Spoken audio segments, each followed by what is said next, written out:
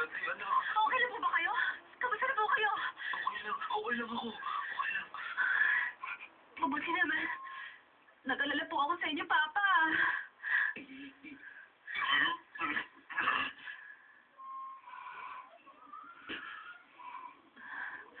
May problema ba? Bakit parang hindi kayo masaya? Kahit nakabalik na si Papa.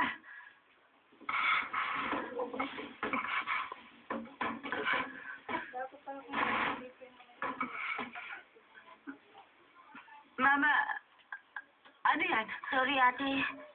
Si Mama. Mama, wala na akong magawa. Ayoko namang mamatay ang papa niyo. At saan naman natin kukunin ng ganito kalaking halaga? Pwede ba isuli mo na ang perang yan? Bakit? Sinabi na ibalik mo! Hindi.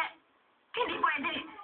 Kung ibabalik ko ang perang ito, paano naman tayo mabubuhay? Sa hirap ng buhay sa panahong ito.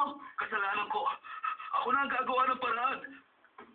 Gagawin ko ang lahat para mabayaran ang perang yun.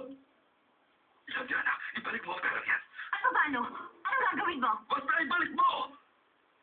Huwag mo na akong kontrahin, pwede ba? Para na!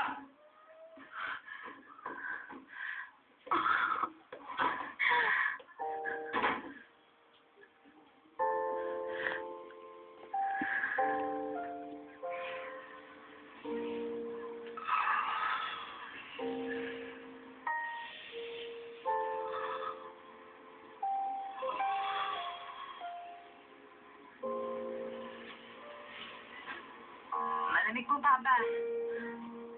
Bakit hindi kayo nag-jacket? Ito. Oh.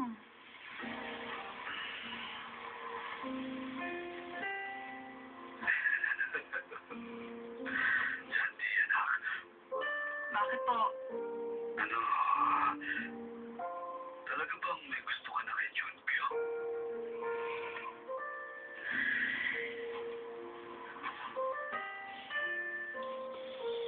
Sagutin mo lang ako. Mas mahalaga pa rin po kayo sa akin, Papa.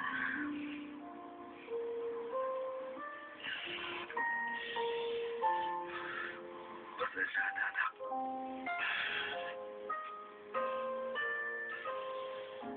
Pagpasensya mo na ako. Nagiging pabigat ako sa pag-ibig mo. Sino naman po may sabing umiibig na ako? Papa naman eh. Yan ang pag-ibig. Shanti, pag-ibig ang nararamdaman mo. Sa palagay ko, nagiging sakapal ako sa iyong pag-ibig. Para naman po ninyo malalaman kung gano'n nga yun. Naging papa mo ako sa loob ng 19 na taon. Marami na akong alam.